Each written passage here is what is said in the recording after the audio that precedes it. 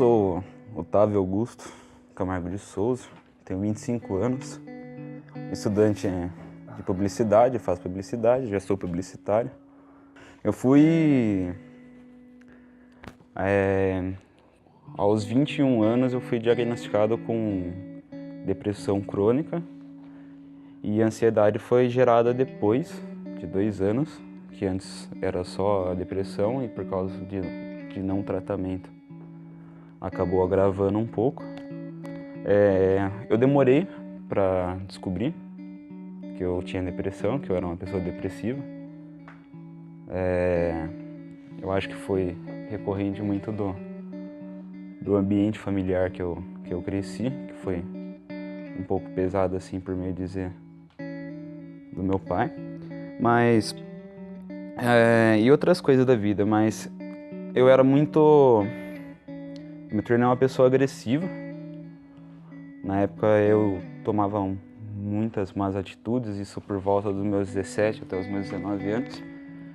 E quando eu perdi uma pessoa que eu gostava muito, assim, namorava ela, lá pelos meus 20, 21, e eu gostava muito dela, eu sabia que eu perdi ela por causa do meu jeito, por causa da minha agressividade, por causa do meu jeito estourado, e porque eu sabia que precisava de alguma ajuda. Eu fui procurar ajuda, daí foi quando eu descobri que eu tinha depressão. De começo é um negócio meio estranho, então meio que eu projetava assim a minha forma de agir,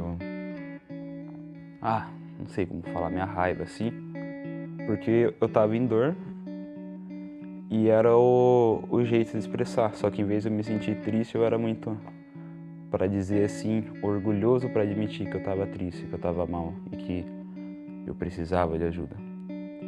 Daí foi quando eu procurei uma psicanalista, que foi os meus 2 anos de tratamento, no qual eu tive uma boa melhora. Foi um tratamento sem remédio, foi um tratamento tranquilo. E foram 2 anos de tratamento. Eu acho que foi o melhor tipo de tratamento que eu cheguei a fazer, só que o único problema é que a depressão é uma doença silenciosa. Eu achei que eu tinha me livrado dela e eu precisei de ajuda e de acompanhamento. Em algumas outras vezes eu acabei não aceitando e tudo foi um estralo de dedo assim de 6 meses que eu lembrei que era ter depressão de novo, e daí mais tarde fui descobrir que era ter ansiedade, porque foi logo quando fechou tudo aqui, meu pai saiu de casa, eu tinha acabado de terminar outro relacionamento que eu tava muito bem e tava sem carro, depois eu perdi o emprego e eu lembro até hoje,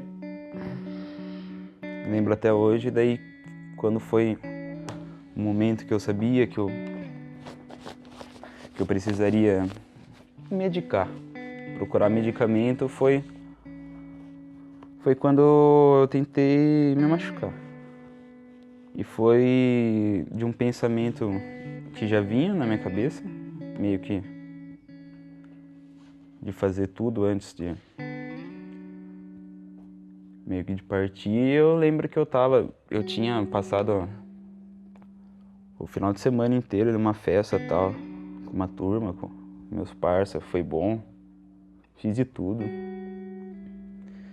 E voltando com o carro pra casa, eu percebi que eu tava meio sonolento depois de 2 dias já, e a minha única reação foi: eu vou tirar o cinto.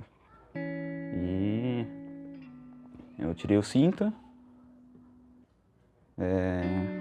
eu tentei jogar o carro contra uma placa, daí acabei perdendo o carro nisso, e eu saí ileso.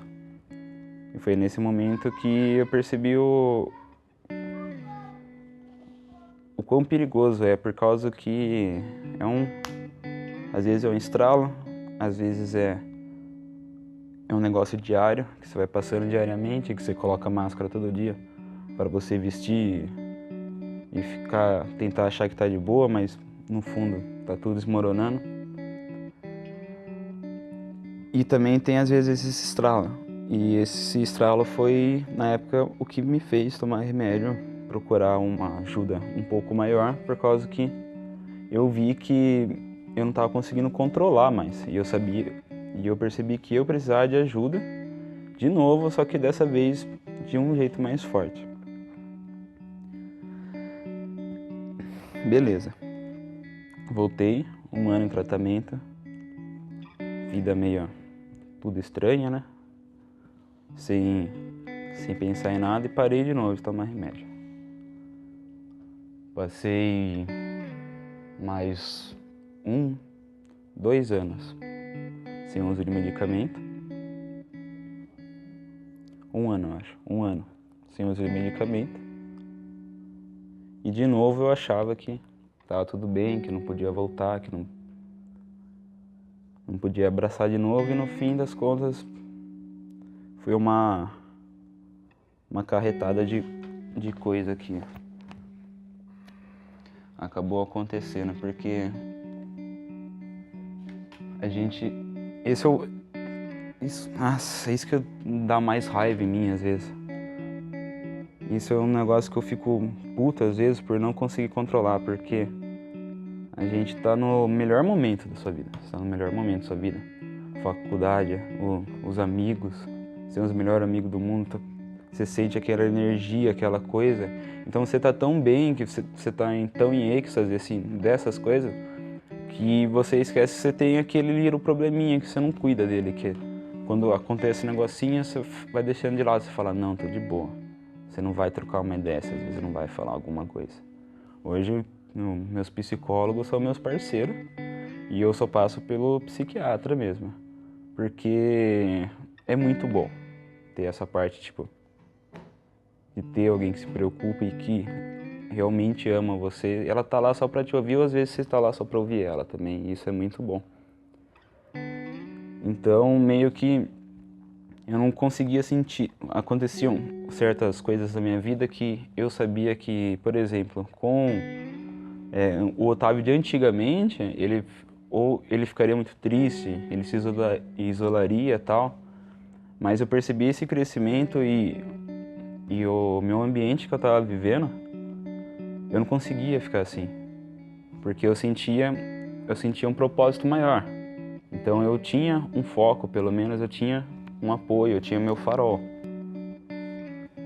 E só que esse ano foi muito complicado, porque você tem que meio que conviver com uma coisa que nem você entende. O porquê você fica assim. Você se perguntar o porquê você ficou mal, o porquê eu fiquei mal do nada. Por que eu tava tão bem, hoje acordei mal, por que eu tive um sonho e acordei mal, porque eu tô tão ansioso com isso, porque eu fez eu adquirir vícios, né, igual cigarro. Eu lembro que quando eu comecei a fumar eu realmente não ligava, porque eu sabia que era um suicídio lento, então meio que eu achava até legal.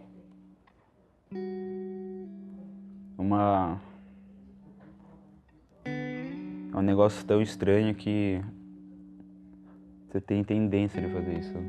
Começar a idolatrar o jeito depressivo que você é. Porque meio que você aprendeu a viver daquele jeito e isso que é perigoso. Você acha que aquela é a sua vida mesmo e que você vai viver assim pra sempre.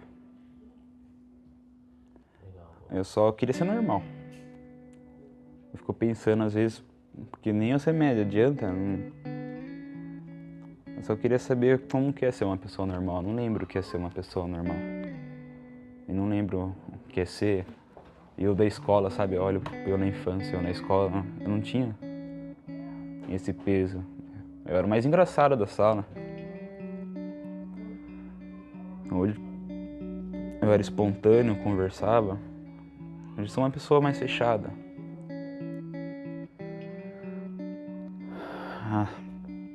É complicado. Doença mental é o mal do século. Só que as pessoas não dão muita importância para isso. Porque talvez às vezes não consideram um tipo de doença. Porque nem a gente, como eu disse, nem a gente entende a doença que a gente tem. Porque tá na cabeça, não tá no corpo. Às vezes você sente no corpo. Nossa, você sente no corpo. Lógico que às vezes você não quer levantar, às vezes você tá muito agitado com a ansiedade, às vezes você tá numa crise, você tá tremendo, às vezes você não consegue comer. Você fica 2 dias sem comer e de boa. Como isso? Como uma pessoa consegue ficar 2 dias sem comer? E sem sentir fome. E tentando comer, e se você for comer, você coloca... Seu corpo coloca pra fora, seu corpo rejeita como se fosse. Então, esse é o passo básico, você procurar ajuda, de princípio. Se apoia em amigos, se apoia na sua família. Amizade é uma coisa muito importante na vida. É a segunda família que você acaba descobrindo, acaba criando. Eu espero que a pessoa vendo esse vídeo veja que talvez como que é normal. Eu mesmo não devo, eu acho talvez, eu tenho um jeito meio fechado, mas eu acho que eu não aparento ser uma pessoa tão, às vezes, depressiva, assim. Às vezes a gente não enxerga o próximo, o quanto ele tem essa maldade, então, essa doença, esse negócio dentro dele. Então, para vocês perceberem que é normal, para vocês procurarem ajuda médica, profissional, e é muito importante você ter uma ajuda fora. Isso é de suma importância, porque nenhum profissional vai conseguir resolver coisas da sua vida como pessoas que te amam. Ele vai entender, ele vai passar o seu diagnóstico, ele vai dar um jeito de você entender o que está passando com você, ele vai fazer você mesmo entender o que está passando com você, o que você tem. Agora, a parte de você se sentir bem, de viver a vida, de ver que não é difícil, mas não é impossível. Não é nem de longe impossível. E fica muito mais fácil quando você percebe que você não está sozinho. Porque a gente tem tendência de se fechar, de achar que o mundo acabou, de achar que é só nós, mas quando você percebe que você não está sozinho, você para sentir o amor que as pessoas à sua volta te dão, o quanto seus amigos se preocupam com você. Se você não tem amigos assim, eu aconselho você a repensar um pouco a sua vida, a dar uma boa repensada na sua vida e os seus círculos de amizade, porque às vezes também é ambiente. Como às vezes pode ser o seu trabalho, alguma coisa que está te incomodando, às vezes é aquela mudança que você precisa da sua vida. Então você precisa da ajuda profissional para você descobrir o que você tem, e para você viver a sua vida e ter vontade de viver a sua vida, você vai precisar de pessoas. E é o melhor jeito de viver.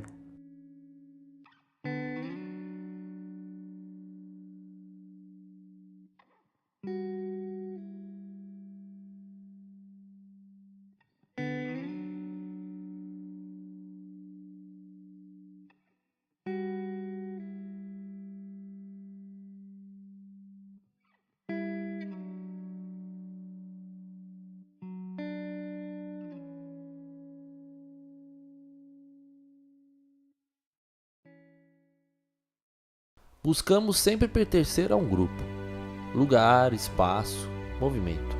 Buscamos nos sentir acolhidos em lugares hostis.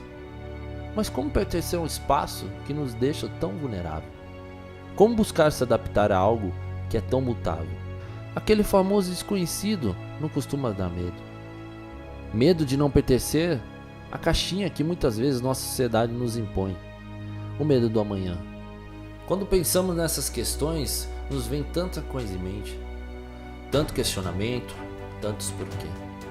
Como muitas vezes estamos vivendo em piloto automático, como se a necessidade de pertencer a algo ou alguém estivesse enraizado em nós. E muitas vezes são nesses momentos que nos sentimos sós. Sentimos que não pertencemos onde estamos. E é aí que eu te digo, você não está só. Existem 7 bilhões de pessoas que estão em constante transmutação, sentindo, vivendo tudo de forma singular. Mas toda essa singularidade é o que cria e une o conjunto e o novo.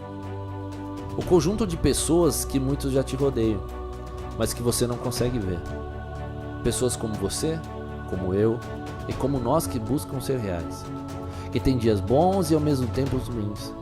Que vivem intensamente cada fase. Não sabendo se isso é certo ou errado, normal ou anormal. Meus caros, gosto de pensar que podemos ser iguais às borboletas. Precisamos de alguns momentos dos nossos casulos internos, no qual nos organizamos, nos conhecemos, selecionamos as pessoas, amigos, amores, familiares, que queremos que dividam e compartilhem os momentos conosco e cuide de nós, para quando nos sentimos prontos, possamos combater de asa e em busca da nossa liberdade, da liberdade de sermos quem somos.